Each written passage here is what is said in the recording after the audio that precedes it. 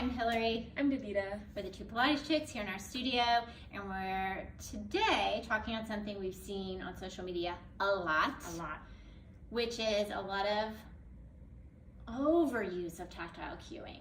Yeah, we're seeing a limited understanding of how to use tactile cueing in an appropriate and purposeful manner, and an overuse of tactile pushing, pressing, when it isn't necessary. Yeah. And we were kind of talking about when we went through teacher training way back, and there were, I will call them rules. Wouldn't you say there were rules? We were taught. There were rules, very specific guidelines of when and how to use tactile approach. Yeah. And so one of them was, and you can speak to this too, is like your tactile needs to speak louder than your words. So tactile is something if you need to. It's not just this automatic, I'm going to do this. Yeah.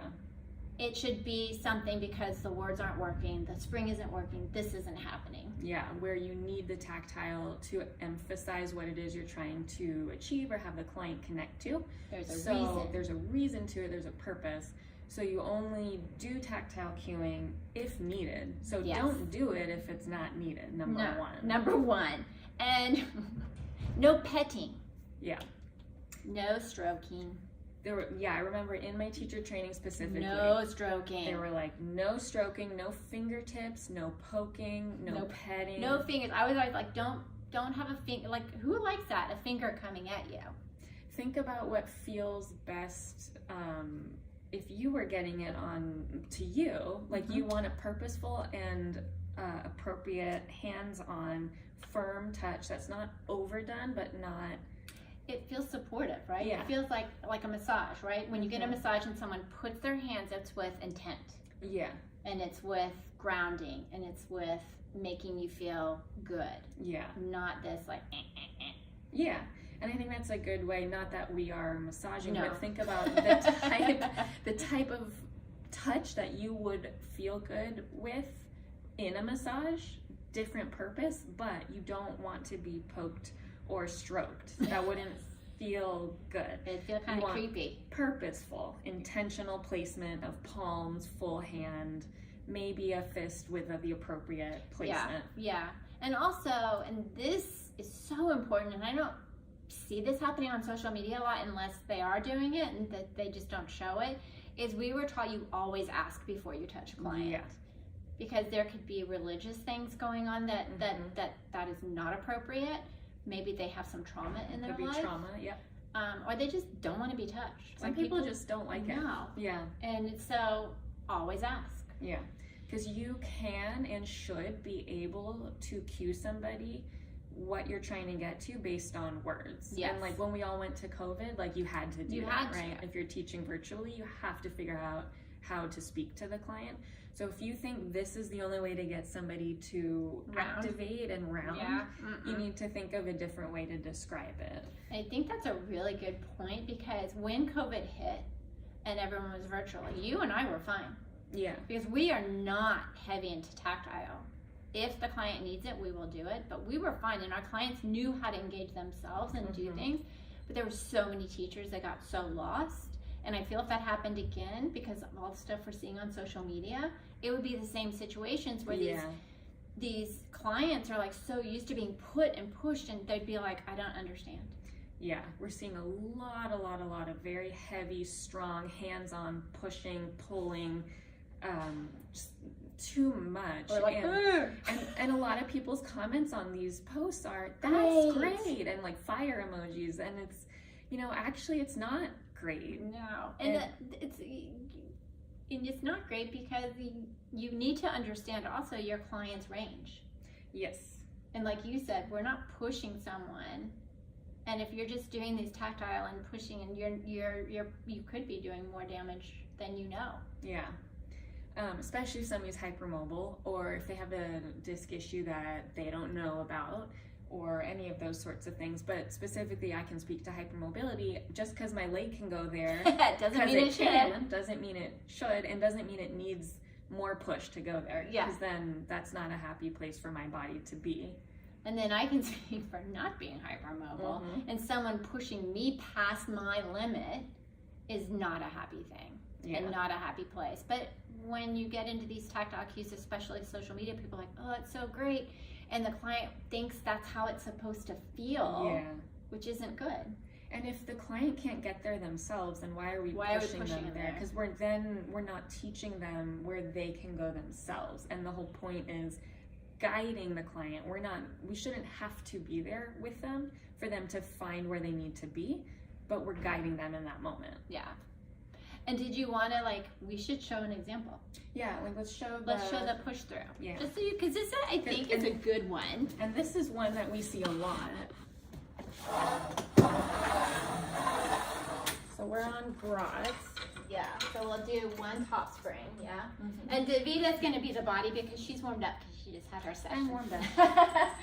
So she's like moving. So should we do the icky first? Yeah, let's show what we see a lot of that we don't agree with. Okay, so I'm going to come around to the other side so I'm not blocking you. So what we see a lot of, and just forgive me, Davita, is I'm going to like pull her back and I'm going to push her shoulders down. I'm going to take her head and I'm going to push her through. And then I'm going to like take this bar and push and then go. I'm not going to go very hard because I don't want it. And then they just kind of flatten her out. So she can do this because she's hypermobile, but it's not teaching or guiding her in any way. Yeah. And then she's just going to come back. And then she's going to go up and I'm going to go wee. But again, hypermobile. I'm like, okay, I can see. And I'm not pushing her hard. So we see that a lot. But the way we would want is for her to find it herself. So she's sitting nice and tall and then just roll back towards me. And I'm going to just have my hand here so she knows to maybe fire in and then push the bar down, taking her head towards that bar. And then I want her to think of still coming into my hand here, but pushing the bar this way. So now she's got some oof to it, right? Yeah, it's much more active than it was much more before. active. And then she's going to keep pushing that spring as she rounds back. And then she's just going to come back to sit tall. So that spring is what's guiding her and your cues of the head and whatever coming instead of just pushing and pulling because like you're hypermobile. So when I flattened her out, she was just like great. Yeah. And then the like thoracic push, it's like it's you saw so she just dumped into your shoulders. Yeah. Just totally dumped into her shoulders. And the first version with the strong tactile, it's like it's not an exercise because I'm just getting pushed. She's just getting stretched. The second one where you're like having me feed into where I can go. It's an exercise. I feel feedback into my body, which is what we want. The whole purpose is to have people exercising, moving, finding their connection and feedback into the spring.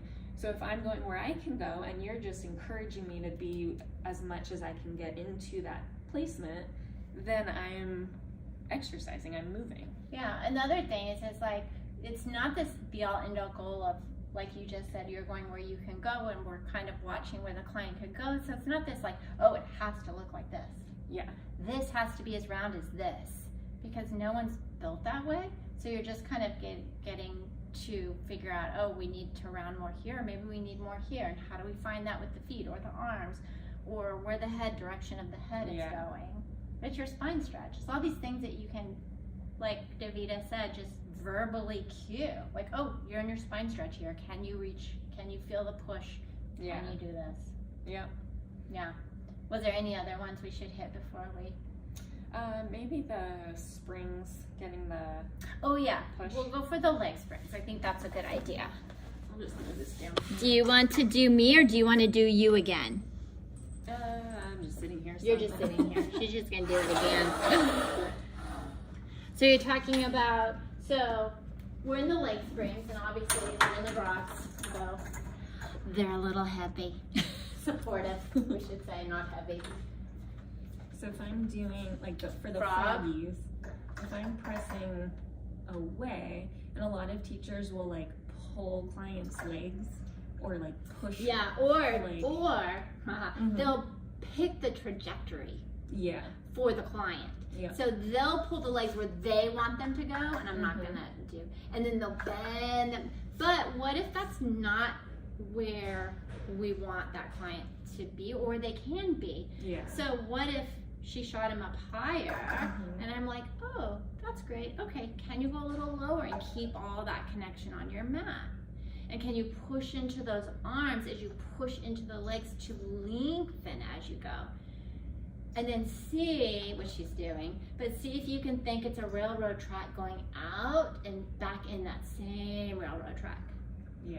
So you taking your client's legs, like Davida said, and just putting them where you want them to be isn't teaching the client where they can go and how to fire into things. Yeah. You're telling them where to go.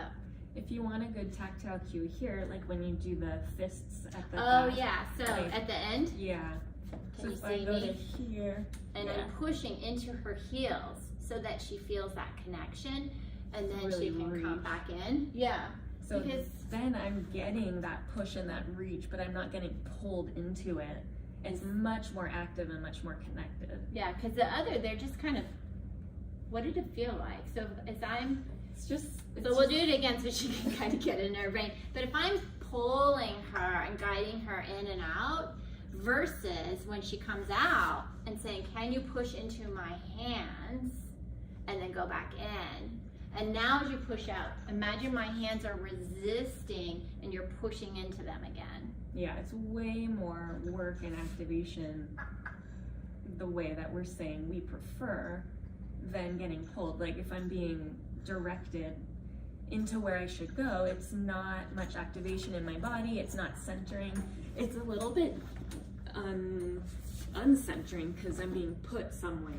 Yeah, and I think with tactile cues, a lot of times people are putting the person where they think they should be. Instead of seeing where the client's body Goes naturally and what to adjust slightly. what their capability is. So it's really about the client, not about us performing of like showing our client what we should do and pulling them. It's not our performance. And I feel like that's what, and it's just we had to like talk about this because it's so everywhere in social media. It's very prevalent right now. Very prevalent, and people think that that's how it's supposed to be, and it's just not. Again, it's not a performance. It's not showing someone, oh, I can like make you do this, and this is I'm the leader here. Yeah.